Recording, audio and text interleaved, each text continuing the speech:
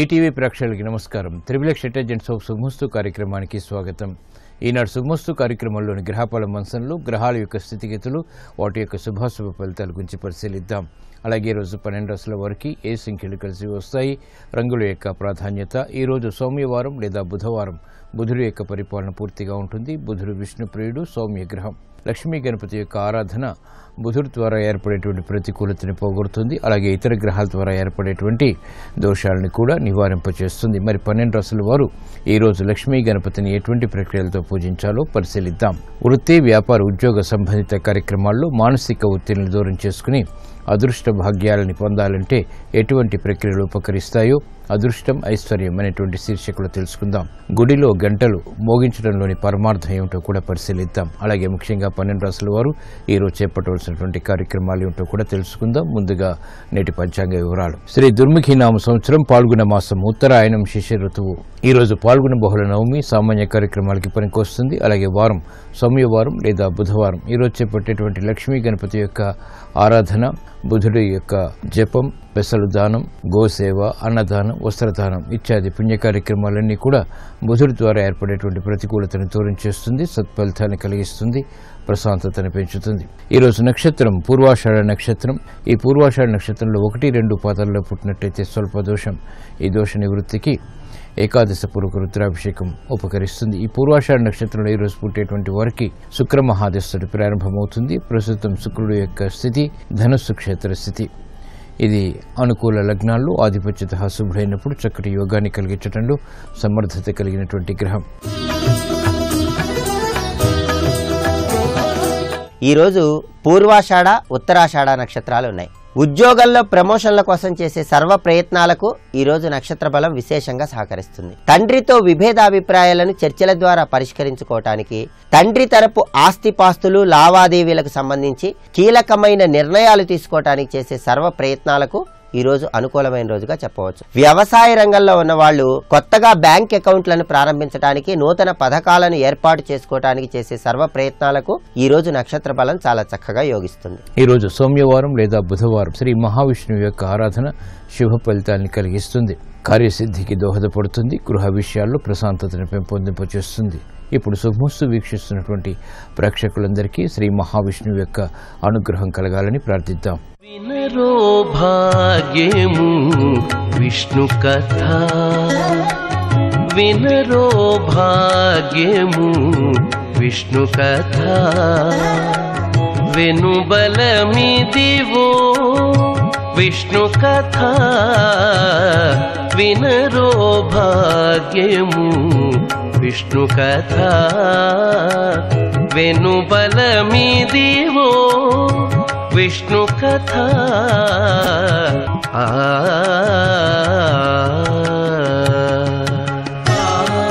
గమ పసని పమగ సగస పమగ సని కని సగమప. ఆది నుండి సంధ్యాది విధులలో వేదం వైనది విష్ణు కథ.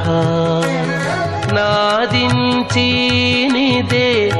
నారదాదులచే, నాదించినిదే నారదాదులచే, వీధి వీధులనే విష్ణు కథ. ఇప్పుడు 12 రాశుల వారికి గ్రహాల యొక్క స్థితిగతుల రీత్యా ఏర్పడేటువంటి శుభాశుభ ఫలితాలను పరిశీలిద్దాం. ముందుగా మేషరాశి. ఈరోజు మేషరాశి వారిని పరిశీలించినట్లయితే కోర్టు సంబంధిత వ్యవహారాల్లో విజయాలు సాధించగలుగుతారు. మానసిక ప్రశాంతతకి చేపట్టేటువంటి కార్యక్రమాలు కలిసి వస్తాయి.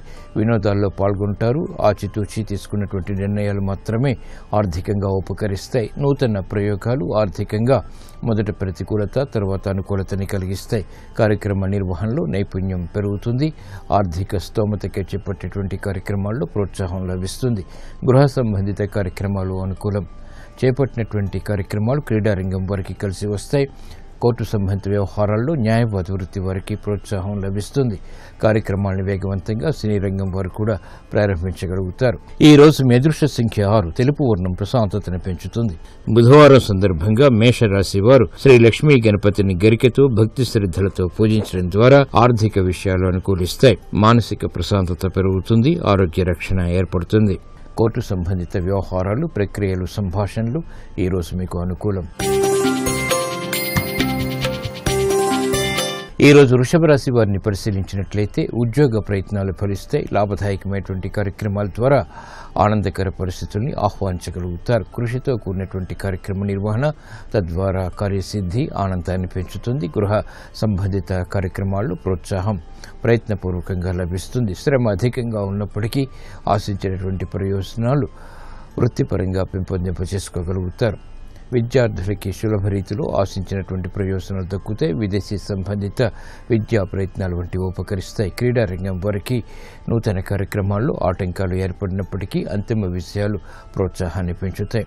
బాధ్యతతో కూడినటువంటి కార్యక్రమాలు స్థిరాస్తి రంగం వారికి ఆదాయాన్ని పెంచుతాయి. న్యాయవాద వృత్తి వారికి అనుకూల పరిస్థితులు ఉంటాయి. శ్రమ అధికంగా ఉంటుంది. చేపట్టినటువంటి కార్యక్రమాన్ని పదే పదే చేయవలసినటువంటి ఆవశ్యకత ఉంటుంది. ఈ రోజు మీ అదృష్ట సంఖ్య 5. ఆకుపచ్చ వర్ణం రక్షణకి దోహదపడుతుంది. బుధవారం సందర్భంగా వృషభ రాశి వారు ఈ రోజు శ్రీ లక్ష్మీ గణపతిని ఎర్రగన్నేరు పూలతో భక్తి శ్రద్ధలతో పూజించడం ద్వారా ఆర్థిక విషయాలు యోగిస్తాయి. మానసిక ప్రశాంతత పెరుగుతుంది. విద్యా ప్రయత్నాలు ఈ రోజు మీకు అనుకూలం. ఈ రోజు మిథున రాశి వారిని పరిశీలించినట్లయితే కార్యక్రమాన్ని చకచకా పూర్తి చేయగలుగుతారు. ఉద్యోగ ఉన్నతికి చేపట్టేటువంటి కార్యక్రమాల్లో ప్రోత్సాహం లభిస్తుంది. ఆనందకర వాతావరణం అన్ని రంగాల వారికి దగ్గరవుతుంది. అవమానకర సంఘటనలు ఉన్నప్పటికీ నెట్టుకు రాగలుగుతారు. సంబంధ బాంధవ్యాల విషయంలో ఏర్పడినటువంటి విభేదాలు తగ్గుతాయి.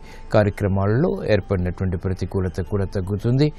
అభివృద్ధి కార్యక్రమాన్ని చకచకా పూర్తి చేసేటువంటి ప్రయత్నాలు ఆత్మవిశ్వాసాన్ని పెంచుతాయి. నూతన కార్యక్రమాలు న్యాయవాద వృత్తి వారికి మొదట ప్రతికూలత, తర్వాత అనుకూలతని కలిగిస్తాయి. కోర్టు సంబంధిత వ్యవహారాల్లో ఆశించినటువంటి ప్రయోజనాల్ని ఆలస్యంగానైనా పొందగలుగుతారు. స్థిరాస్తి విషయాల్లో ఏర్పడినటువంటి ప్రతికూలత స్థిరాస్తి రంగం వారికి ప్రబలమవుతుంది. అయినప్పటికీ నిలదొక్కుకోగలుగుతారు. ఈ రోజు మీ అదృష్ట సంఖ్య 6. ఎరుపు వర్ణం ధైర్యాన్ని కలిగిస్తుంది.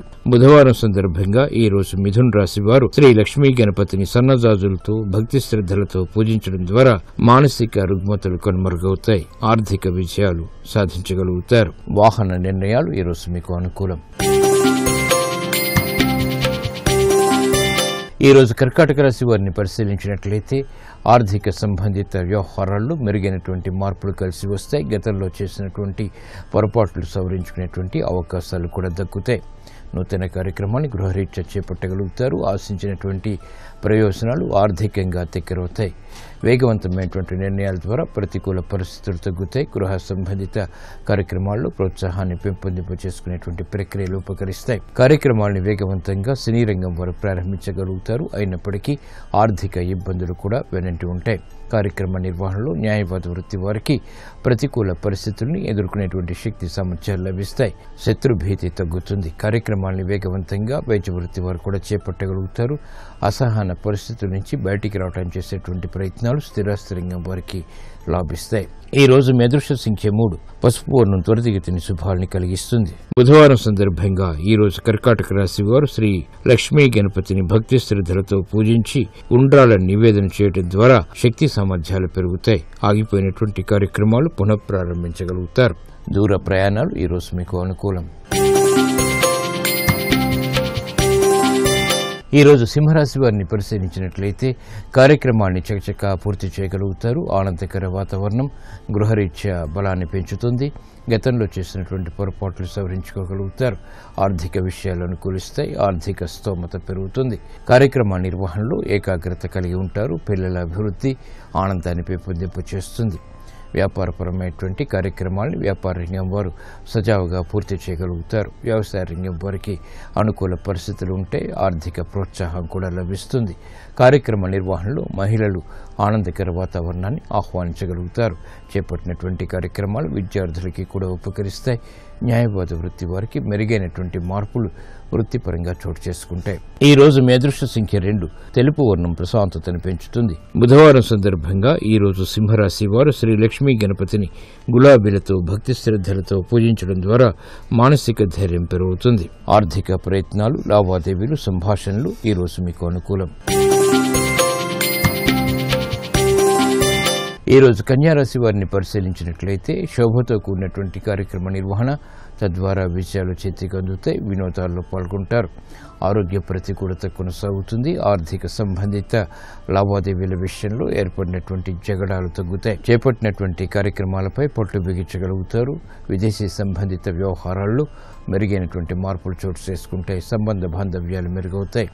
ఆనందకర వాతావరణం అన్ని రంగాల వారికి క్రమక్రమంగా దగ్గరవుతుంది. పారిశ్రామిక రంగం వారికి మెరుగైనటువంటి అవకాశాలు వృత్తిపరంగా లభించినప్పటికీ ఆర్థికపరమైనటువంటి వ్యవహారాల్లో జాగ్రత్తలు వహించాలి.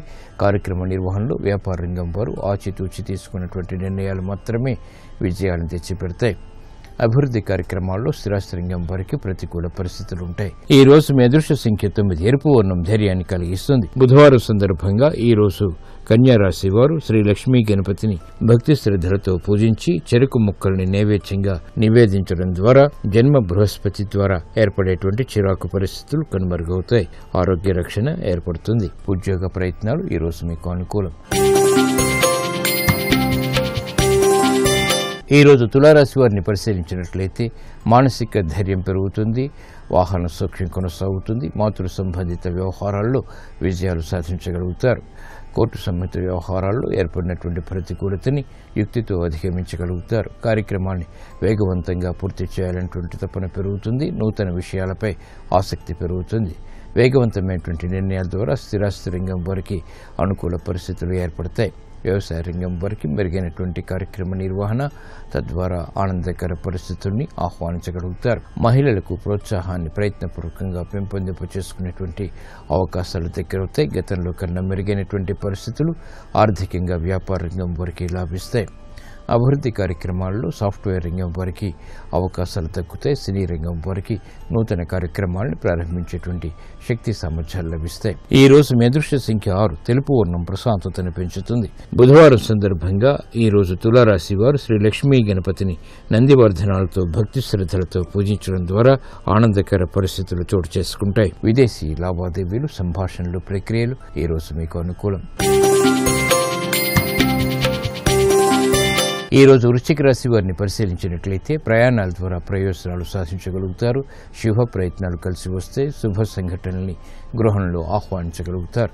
మిత్రుల ద్వారా లబ్ధి చేకూరుతుంది. శత్రువులు మిత్రులు అవుతారు. కార్యక్రమ నిర్వహణలో ఏకాగ్రత పెరుగుతుంది. అభివృద్ధి కార్యక్రమాల్లో అంచనాలు దగ్గరవుతాయి. శ్రమ అధికంగా ఉన్నప్పటికీ ఆశించినటువంటి ప్రయోజనాల్ని పొందగలుగుతారు. ఆనందకర వాతావరణం అన్ని రంగాల వరకు దగ్గరవుతుంది. కార్యక్రమాన్ని వేగవంతంగా క్రీడారంగం వారు ప్రారంభించగలుగుతారు. విజయాల్ని ఆహ్వానించగలుగుతారు. సమర్థత పెరుగుతుంది. వ్యవహారాల్లో చుక్కెదురు పరిస్థితుల్ని వైద్య వృత్తి వారు ఎదుర్కోగలుగుతారు. క్రమశిక్షణతో కూడినటువంటి కార్యక్రమాలు సాఫ్ట్వేర్ రంగం వారికి రాణిస్తాయి. ఏకాగ్రతతో కూడినటువంటి కార్యక్రమాలు విద్యార్థులకు ఉపకరిస్తాయి. మహిళలకు నూతన వస్తు కొనుగోలు వంటివి ఆనందాన్ని పెంచుతాయి. ఈ రోజు మీ అదృష్ట సంఖ్య 5. ఆకుపచ్చ వర్ణం రక్షణకి దోహదపడుతుంది. బుధవారం సందర్భంగా వృశ్చిక రాశి వారు శ్రీ లక్ష్మీ గణపతిని ఎర్రగన్నేరు పూలతో భక్తి శ్రద్ధలతో పూజించడం ద్వారా ఏలినాటి శని ద్వారా ఏర్పడేటువంటి ప్రతికూల పరిస్థితులు కనుమరుగవుతాయి. వ్యాపార నిర్ణయాలు ఈ రోజు మీకు అనుకూలం. ఈ రోజు ధనుసు రాశి వారిని పరిశీలించినట్లయితే సంభాషణల ద్వారా ఇతరుల్ని ఆకట్టుకోగలుగుతారు. వ్యవహారపు చిక్కులు ఉన్నప్పటికీ క్రమక్రమంగా అధిగమించగలుగుతారు. శ్రమ అధికంగా ఉంటుంది. నూతన సమస్యలు ఆర్థికంగా వెలుగులోకి వస్తాయి. విద్యా సంబంధిత వ్యవహారాల్లో జాప్యాలు కొనసాగుతాయి. ఆశించినటువంటి కార్యక్రమాల్ని వెంటనే ప్రారంభించలేకపోతారు. నూతన కార్యక్రమాలు విద్యార్థులకి చేదు అనుభవాలను కలిగిస్తాయి. జాగ్రత్తతో కూడినటువంటి నిర్ణయాలు మాత్రమే విద్యాపరంగా ఉపకరిస్తాయి, విజయాలను కలిగిస్తాయి. కార్యక్రమ నిర్వహణలో మహిళలు జాగ్రత్తలు వహించాలి. నూతన కార్యక్రమాల విషయంలో విభేదాలు తలెత్తుతాయి. ఇతరులు చేసినటువంటి పొరపాట్లకు బాధ్యత వహించాల్సినటువంటి ఆవశ్యకత ఉంటుంది. కార్యక్రమాన్ని వేగవంతంగా పారిశ్రామిక రంగం వారు కూడా ప్రారంభించలేకపోతారు. విఘ్నాలు, ఆటంకాలు వంటివి స్థిరాస్తి రంగం వారికి కొనసాగుతాయి. ఈ రోజు మీ అదృష్ట సంఖ్య 6. తెలుపు వర్ణం ప్రశాంతతను పెంచుతుంది. బుధవారం సందర్భంగా ఈ రోజు ధనుస్సు రాశి వారు శ్రీ లక్ష్మీ గణపతిని కనకాంబరాలతో భక్తి శ్రద్ధలతో పూజించడం ద్వారా వేధిస్తున్నటువంటి సమస్యలకు పరిష్కారాలు పొందగలుగుతారు. ఆరోగ్య పరీక్షలు ఈ రోజు మీకు మేలును కలిగిస్తాయి. ఈ రోజు మకర రాశి వారిని పరిశీలించినట్లయితే మానసిక ధైర్యం కొనసాగుతుంది. చేపట్టినటువంటి కార్యక్రమాలపై అవగాహన కలిగి ఉంటారు. రాజకీయపరమైనటువంటి లబ్ధి చేకూరుతుంది. మిత్రుల ద్వారా ఏర్పడినటువంటి అనుకూలత ఆనందాన్ని కలిగిస్తుంది. శత్రుభీతి పోతుంది. కార్యక్రమాల్ని అనుకూలంగా మరల్చుకోగలుగుతారు. అభివృద్ధి కార్యక్రమాల్లో ఆటంకాలు తొలగిపోతాయి. విద్యా సంబంధిత విషయాలు విద్యార్థులకు యోగిస్తాయి. కార్యక్రమాల్ని మహిళలు వేగవంతంగా పూర్తి చేయగలుగుతారు. ఆలోచన సంపత్తి పెరుగుతుంది. వేగవంతమైనటువంటి నిర్ణయాలు స్థిరాస్తి రంగం వారికి కూడా ఉపకరిస్తాయి. ధైర్యంతో కూడినటువంటి కార్యక్రమ నిర్వహణ మహిళలకు ప్రోత్సాహాన్ని పెంచుతుంది.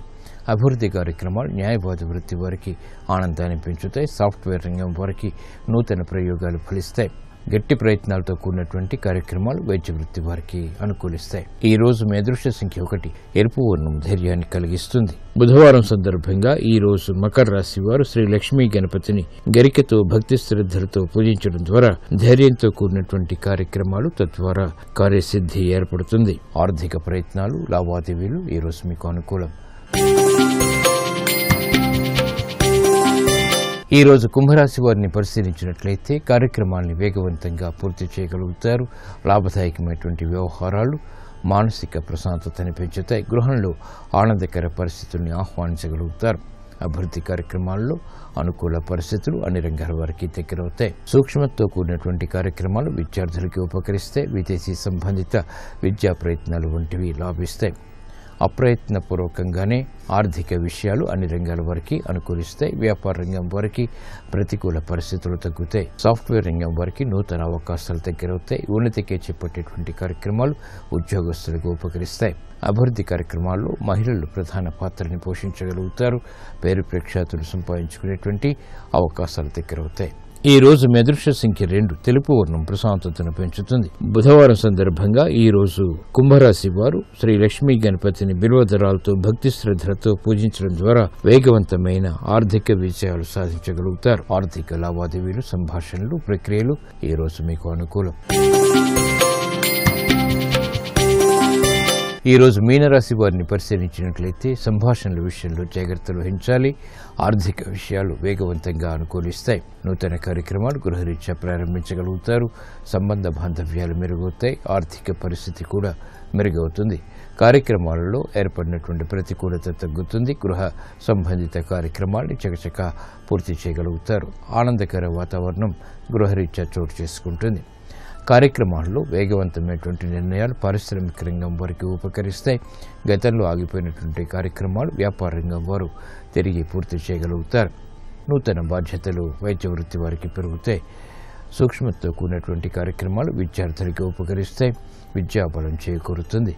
క్రమశిక్షణతో కూడినటువంటి కార్యక్రమాల ద్వారా క్రీడా రంగం వారికి అనుకూల పరిస్థితులు ఏర్పడతాయి. గతంలో చేసినటువంటి పొరపాట్లు సవరించుకునేటువంటి అవకాశాలు వ్యాపార రంగం వారికి దగ్గరవుతాయి. ఈ రోజు మీ అదృష్ట సంఖ్య 5. ఆకుపచ్చ వర్ణం రక్షణకి దోహదపడుతుంది. బుధవారం సందర్భంగా ఈ రోజు మీనరాశి వారు శ్రీ లక్ష్మీ గణపతిని మందారాలతో భక్తి శ్రద్ధలతో పూజించడం ద్వారా వేగవంతమైన అనుకూల మార్పులు ఆర్థికంగా చేకూరుతాయి. ఆనందాన్ని కలిగిస్తాయి. విద్యా ప్రయత్నాలు ఈ రోజు మీకు అనుకూలం.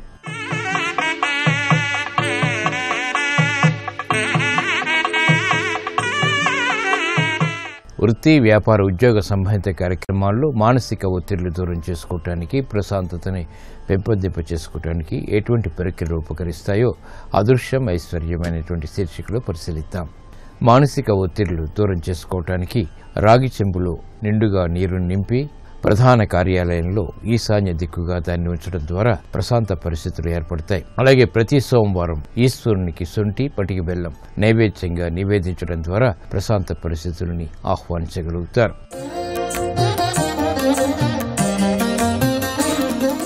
గుడిలో గంటలు మోగించడంలోని పరమార్థం ఏమిటో ఆచారం సంప్రదాయం అనేటువంటి శీర్షికలో పరిశీలిద్దాం. గంట మోగిస్తే వచ్చేటువంటి శబ్దం మంగళకరమైనదని చెబుతారు. భగవంతుని దర్శనానికి ముందు మనసు లోపల బయట కూడా మెలకువ శ్రద్ధ పెంపొందింప చేసుకోవటానికి గంటను మోగిస్తాం. ఆగమార్తంతు దేవానాం గమనార్తంతు రాక్షసాం కురు గంటారవంతత్ర దేవతాహ్వాన లాంఛనం. సద్గుణ దైవీపరమైనటువంటి శక్తులు నాలో ప్రవేశించుగాక, నా గృహంలోను హృదయంలోను రాక్షస శక్తులు వైదొలుగుగాక అనేటువంటి ప్రార్థన గంటారవంతో ప్రారంభమవుతుంది. హారతి ఇచ్చే సమయంలో కూడా గంట మోగిస్తాం. భక్తుల ఏకాగ్రతను చెదరగొట్టేటువంటి ఇతర వ్యవహారాల నుంచి ఈ గంటానాథం రక్షిస్తుంది, ప్రశాంతతను పెంచుతుంది.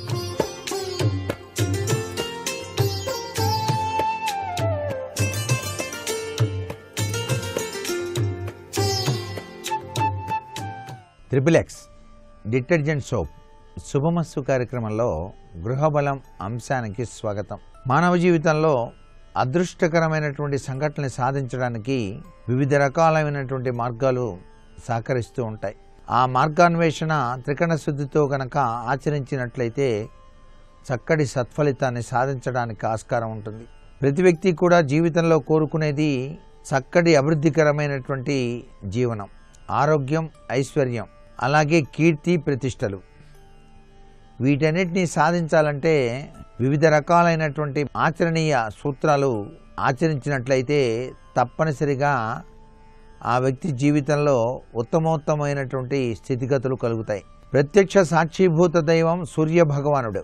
కంటి చూపు సరిగా లేనటువంటి వాళ్ళు ఉదయాన్నే ఆ యొక్క సూర్యకిరణ బింబాన్ని అలాగే తీక్షణంగా చూస్తూ ఓం సవిత్రే నమః అనే మంత్రాన్ని ఉదయిస్తున్న సూర్యుని కిరణ పుంజాలకు నమస్కారం చేస్తూ కనుక చేసినట్లయితే తప్పనిసరిగా మందగించిన చూపు చక్కగా రావటానికి కూడా ఆస్కారం ఉంది.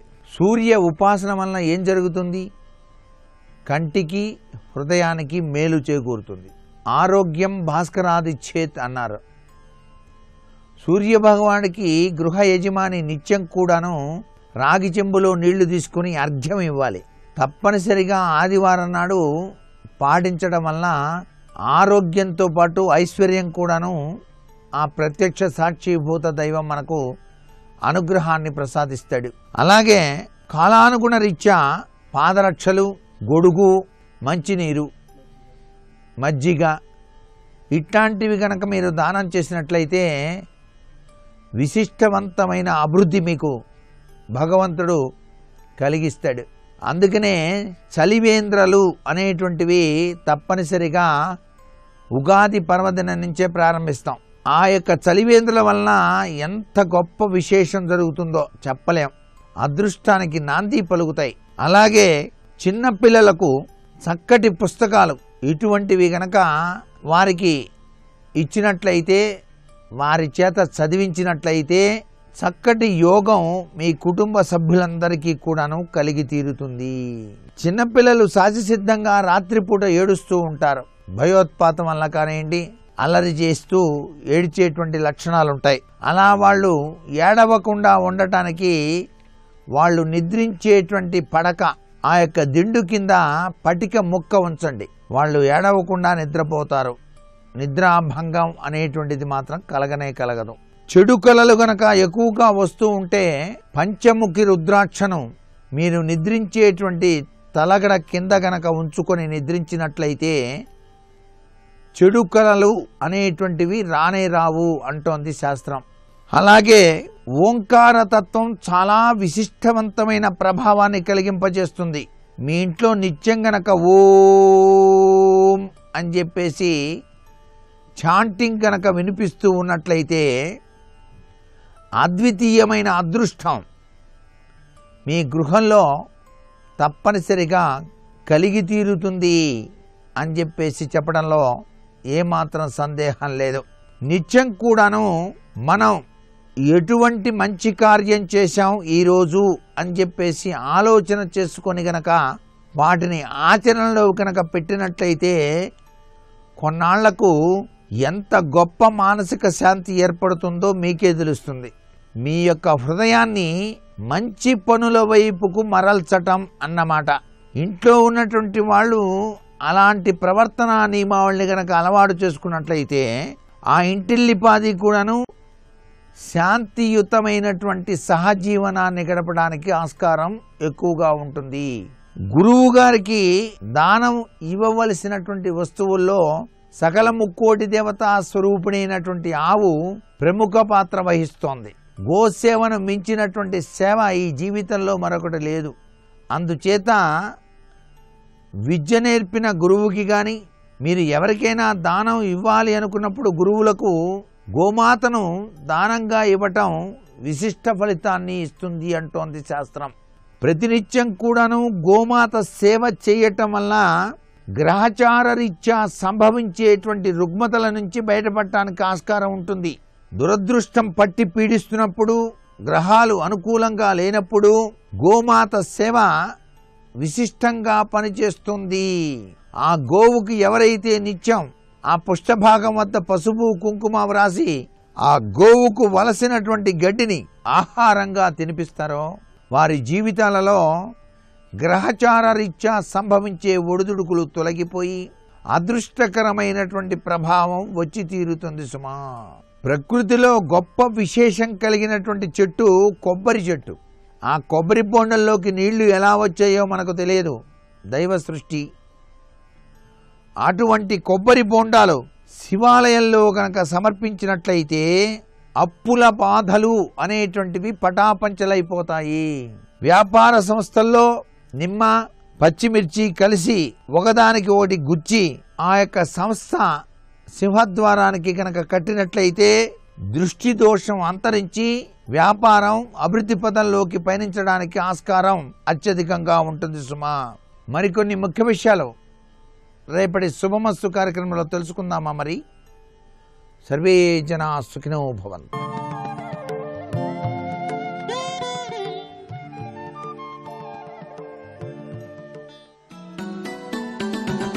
गोवर्धनोद्धार गोपरिपाल गोपाल कृष्ण हरे गोपिकलोला गोपाल बाल गोपाल कृष्ण हरे देवकी नन्दन देवादिदेव गोपाल कृष्ण हरे वसुदेवनन्दन श्रीवासुदेव गोपाल कृष्ण हरे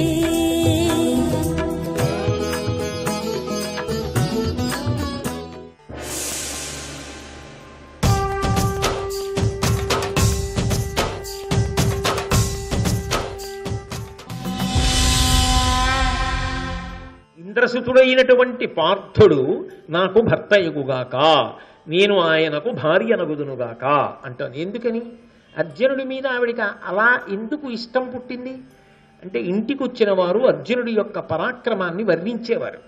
అన్నిటిని మించి ఆయన చేతుల యొక్క వేగం, కవ్వడి కదూ, 2 చేతులతో బాణాలు వేస్తాడు. అర్జునుడి గురించి వర్ణిస్తారు. అంత ఎత్తుగా ఉంటాడు, కనుకొలుకులు ఎర్రగా ఉంటాయట, పద్మపత్రముల వంటి నేత్రములు, ఎర్రటి కనుకొలుకులు, విశాలమైనటువంటి వక్షస్థలం, ఉబ్బెత్తుగా ఉండి బలిసినటువంటి మూపురములు, మోకాళ్ల వరకు వేలాడుతుంటాయిట చేతులు. యతి వేషమైతే కట్టాడు కానీ అర్జునుణ్ణి వెతుక్కుంటున్న పిల్లకి యతిలో అర్జునుడు అనుమానంగా కనపడతాడు కదూ. అది దాచేస్తే పాండవుల్ని దాచినట్టు కథ ఎలా పండుతుంది? అందుకు దాచడు కృష్ణుడు. యతి యందు అర్జునుడు సుభద్ర కనపడేటట్టే అనుగ్రహిస్తాడు. అది ఆయన గొప్పతనం. మరి ఉత్తర భాగాన్ని పూర్తి చెయ్యొద్దు ఆయన. కాబట్టి ఆమె ఆ గిరికి చెప్పుకుంటోంది, నాకు ఆ ఇంద్రసుతుడైనటువంటి అర్జునుడు భర్త యగుగాక. నిజానికి గిరి ప్రదక్షిణం అనేటటువంటిది ఎంత గొప్పదో, జీవితంలో గిరి ప్రదక్షిణం అనేది ఎందుకు చెయ్యాలో, చేసినప్పుడు ఎలా చెయ్యాలో, ఎలా సంతోషించాలో, అది ఎంత ఆనందదాయకమైన విషయమో, అందరం కలిసి వెళ్ళడం ఎంత బాగుంటుందో మహానుభావుడు భారతంలో మనకి విశ్లేషించారు. కాబట్టి అలా సుభద్ర వెళ్ళిపోతాడు. అర్జునుడు చూడాలనేగా కృష్ణుడు అక్కడ కూర్చోబెట్టాడు. సుభద్ర వంక చూశాడు. సుభద్ర వంక చూస్తూ ఉండిపోయానన్న విషయాన్ని మరిచిపోయాడు. మరిచిపోతే నష్టం ఏమిటి? పైన కట్టిన బట్ట యతిగా కదా ఉన్నాడు. ఇతిగా ఉండి అలా అతిగా చూస్తే బాగుంటుందా?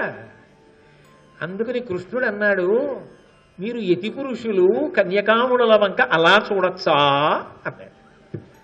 అంటే నాయన కాస్త అదుపులో ఉండు, బలరాముడు వచ్చే సమయం ఆసన్నం అవుతోంది. సరే, ఆయన ఒక కోరిక తీరింది. ఆ పైన ఈప్సితం ఇంకొకటి ఉంది, సుభద్రా పరిణయం. అది అంతఃపురానికి వెళ్ళాలి. తను తీసుకెళ్ళిపోతే లేనిపోని ఇబ్బంది. అది బలరాముడి చేత చేయించాలి. ఎందుకని? అది అమ్మ బాబోయ్, శ్రీకృష్ణ పరమాత్మ చాకచక్యం, అనన్య సామాన్యం. రేపు పొద్దున్న అంతఃపురంలోకి వెళ్ళిన తర్వాత వాళ్ళిద్దరి మధ్య ప్రణయం పండుతుంది, వివాహం అయిపోతుంది. అసలు పెళ్లి కాని పిల్లలు సేవకి ఎవరు పెట్టమన్నారు? ప్రతిభాన్ని నమ్మి ఎవరు తీసుకురమ్మన్నారు? అన్నయ్య నువ్వే కదా తీసుకొచ్చావు అనొచ్చు. అందుకని అది మాత్రం తాను అనలేదు, అంతఃపురానికి రమ్మని అక్కడే ఉంచాడు రైవకతాద్రి గుహలో. పాపం బలరాముడు వచ్చాడు. ఆయన వచ్చి ఆయన ప్రదక్షిణం చేసి ముందే అన్నాడు అర్జునుడు, ద్వారకానగర పౌరులందరికీ కూడా యతి పురుషులంటే గొప్ప గౌరవం.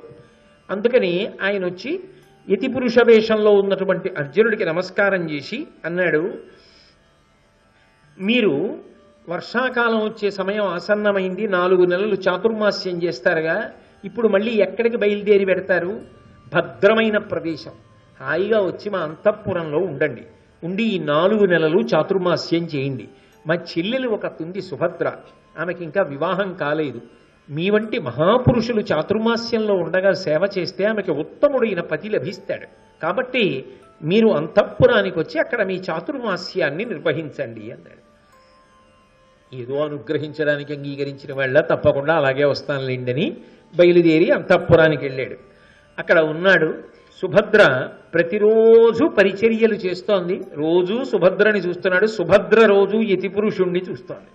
కానీ ఆమెకి అనుమానం రాదు. అర్జునుడు ఎలా ఉంటానని తాను విందో అలాగే కనపడుతున్నాడు ఈ యతి పురుషుడు. మరి దగ్గరగా వెళ్ళి సేవలు చేస్తోంది, భోజనం పెడుతోంది, పళ్ళిస్తోంది, పువ్వులు ఇస్తోంది, దర్భలిస్తోంది, నీళ్ళు ఇస్తోంది. ఇస్తున్నప్పుడు ఆయన రూపం, ఆయన యొక్క ఆ కనుకొలుకులు, విశాలమైనటువంటి కన్నులు అన్నీ చూస్తున్నప్పుడు అర్జునుడులా ఉన్నాడే అని అర్జునుడు మరీ మరీ జ్ఞాపకానికి వచ్చాడు ఆవిడికి. ఇది కృష్ణుడు ఎవరికి చెప్పాడంటే, వచ్చినవాడు యతి పురుషుడు కాదు, అర్జునుడు వచ్చాడు అంతఃపురంలోకి, సుభద్ర సేవలు చేస్తున్నది అర్జునుడికి అని చెప్పింది ఎవరికంటే సత్యభామకి చెప్పాడు, రుక్మిణీదేవికి చెప్పాడు. బలరాముడికి చెప్పలేదు, మిగిలిన వారికి చెప్పలేదు. వాళ్ళిద్దరికీ మాత్రం చెప్పాడు. ఇలా కొంతకాలం గడిచింది. ఆమె వెడుతోంది, సేవ చేస్తోంది, కాలం గడుస్తోంది. ఒకానొక రోజున ఆమెకి ఎందుకో బాగా అర్జునుడు జ్ఞాపకానికి వచ్చాడు ఆ యతి పురుషుణ్ణి చూస్తుంటే. అది వెనక ఎవరి ప్రచోదనం? కృష్ణ పరమాత్మ ప్రచోదనమే. అందుకని ఆమె యతి పురుషుడి దగ్గరికి వెళ్ళి ఒక ప్రశ్న వేసింది. అమరావతికి నెనయనగా ఇవ్ వసుమతి బరగు ఇంద్రప్రస్థ పురవరంబు చూచితిరే, పాండుసుతులందు సుఖమున ఉన్నవారే, మా ఎత్త అంబోరుహాక్షి కుంతీ మహాదేవి కుశలయే, అమ్మహావీరుడు అర్జునుడు జితారి తీర్థగమనోత్సకుండయ్యే, గ్రమ్మరి వచ్చని ఎరుగుదురేని నాకెరుగ చెప్పుడనినా.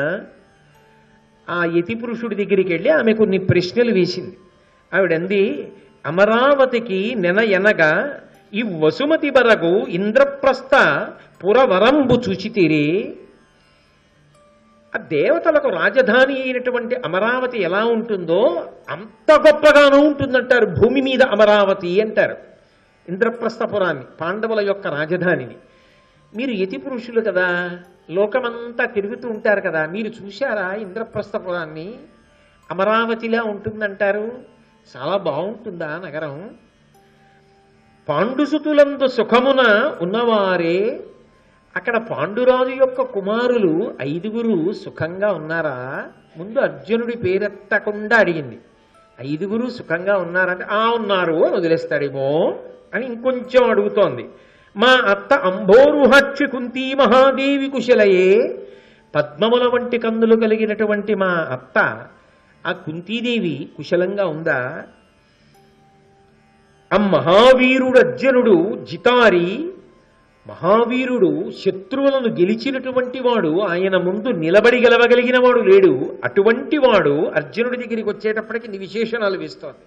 ఆ జితారి అయినటువంటి అర్జునుడు తీర్థగమనోత్సకుండయ్యే తీర్థయాత్ర చేస్తానని బయలుదేరాట. అంటే అన్ని విషయాలు తెలుసుకుంటోంది.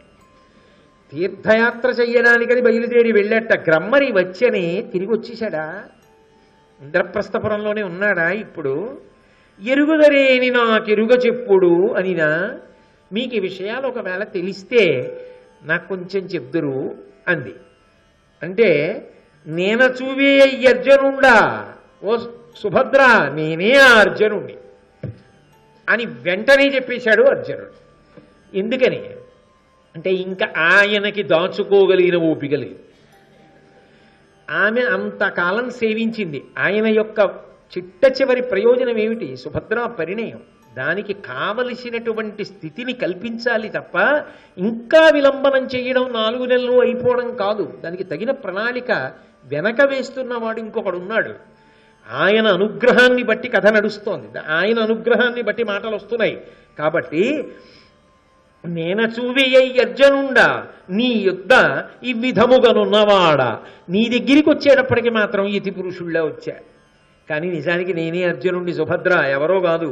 తరుణి నీకు నాకు ధరణీధరుండను జలజభవుడు చేసే సంగమంబు. సాధారణంగా పెళ్లి చేసినప్పుడు స్త్రీ పురుషుల్ని భార్యాభర్తలను ఎవరు చేశారు అంటే బ్రహ్మగారు లలాటమనందు రాశాడు, వాళ్ళిద్దరూ భార్యాభర్తలు అవ్వాలని అంటారు. మననిద్దరినీ కలిపిన బ్రహ్మ ఎవరో తెలుసా? కృష్ణ పరమాత్మ, మీ అన్నయ్య. మీ అన్నయ్య అన్న బ్రహ్మ మననిద్దరినీ ఇలా కలిపాడు అని చెప్పేటప్పటికి ఆమె ఎంతో సంతోషించింది. గాంధర్వ విధిని వివాహం చేసుకుందాం అన్నాడు. పెద్దలందరూ ఇక్కడే ఉన్నారు, మీరున్నది అంతఃపురం. అంతఃపురంలో ఉండి పెద్దలందరూ ఇక్కడ ఉండగా వాళ్ళని అడిగి పెళ్లి చేసుకోవడం మానేసి వాళ్ళు ఇక్కడ లేనట్టు గాంధర్వ విధిని పెళ్లి చేసుకోవడం ఎందుకు అని ఆమె అంతఃపురంలోకి వెళ్ళిపోయింది. సరే, ఈలోగా రుక్మిణీదేవి వచ్చింది. ఆయనకి కావలసినటువంటి సదుపాయములన్నింటినీ చూస్తోంది. ఇక అర్జునుడికి సుభద్రకి పరిణయం జరగాలి. అందుకే కృష్ణ పరమాత్మ ఒక దివ్యమైనటువంటి ప్రణాళిక వేశాడు. ఆయన వాళ్ళిద్దరి మధ్య పరస్పరానురాగము పండిందన్న విషయాన్ని బాగా గమనించిన వాడై దేవకీ వసుదేవుల్ని, ప్రద్యుమ్నుణ్ణి, సాంబుణ్ణి, సంకర్షణుణ్ణి, సారణుణ్ణి, సాత్యకిని పిలిపించి, బలరాముణ్ణి తప్ప పిలిపించి అర్జునుడి యొక్క ఉనికిని తెలిపి యతిపురుష రూపంలో మన అంతఃపురంలోనే చాతుర్మాస్యాన్ని అర్జునుడే నిర్వహిస్తున్నాడు. సుభద్ర యందు అనురక్తుడయ్యాడు.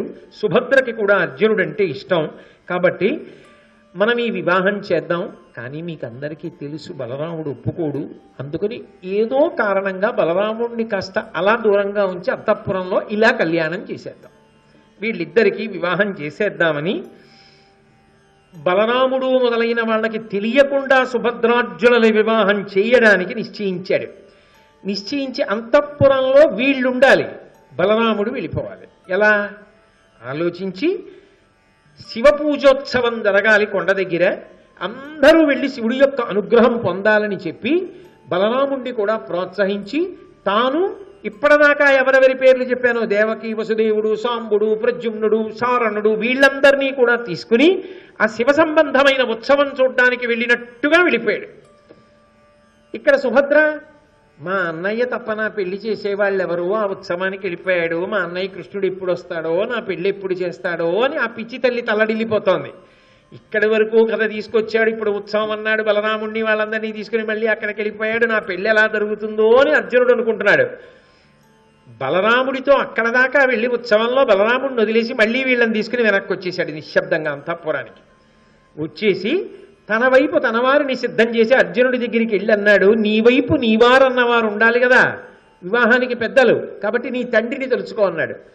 ఇంద్రుడి యొక్క కుమారుడు కనుక వెంటనే ఇంద్రుడిని తలుచుకున్నాడు. ఇంద్రుడు బయలుదేరి వచ్చాడు. ఇంద్రసుతుడు కదా, మరి ఇంద్రసుతుడు నాకు పతి కావాలని కోరుకుంది కావిడ, అందుకని ఇంద్రుడే వచ్చాడు. ఇంద్రుడు వచ్చినప్పుడే మామూలుగా రాలేదు.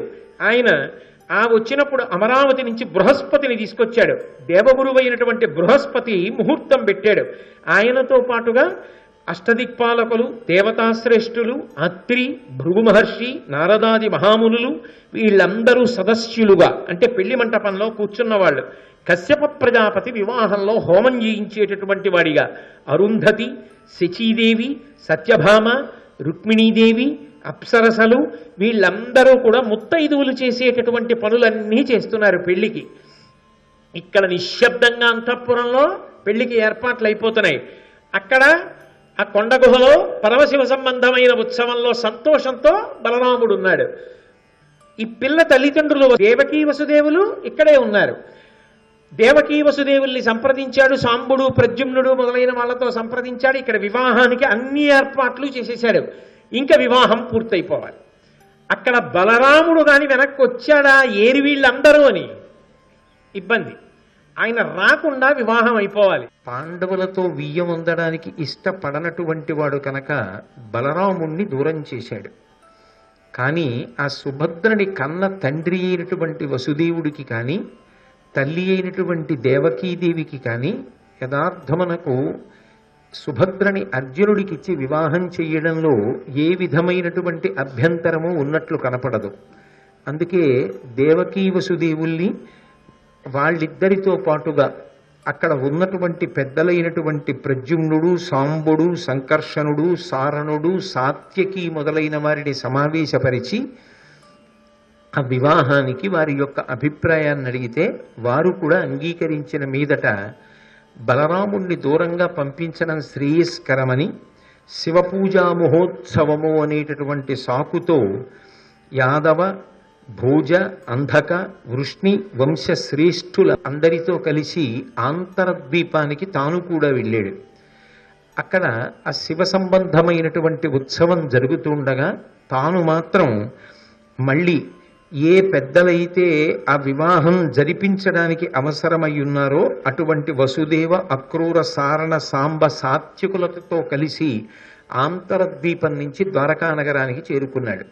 ఒక్క బలరాముడు మాత్రం ఆంతరద్వీపంలో జరుగుతున్నటువంటి శివపూజా మహోత్సవంలో ఉత్సాహంతో మగ్నమై ఉన్నాడు. అటువంటి సందర్భంలో యువతల కృష్ణుడు సుభద్ర వైపు నిలబడి ఉన్నాడు. ఆయన పరివారం అర్జునుడి వైపు. అర్జునుడు ఒక్కసారి ఇంద్రుడిని స్మరించగానే తండ్రి స్థానం కనుక ఇంద్రుడు తనతో దేవతాగణములను, ఋషిగణములను తీసుకుని ద్వారకా నగరానికి బయలుదేరి వచ్చాడు. కానీ అసలు అర్జునుడు ద్వారకా నగరంలో ఉన్నాడు అన్న వార్త ధర్మరాజు గారికి అందకపోతే ధర్మరాజు గారు ఎక్కడ బెంగ పెట్టుకుని కంగారు పడతాడు అన్న ఉద్దేశ్యంతో ధర్మరాజు గారికి వేగుల వారి ద్వారా కృష్ణ పరమాత్మ సందేశాన్ని పంపించాడు. అర్జునుడు ఇక్కడ క్షేమంగా ఉన్నాడు, నాతో కొంతకాలం గడపడం కోసం వచ్చాడు, నువ్వు ఏ విధమైనటువంటి బెంగ పెట్టుకోవలసిన అవసరం లేదు అని.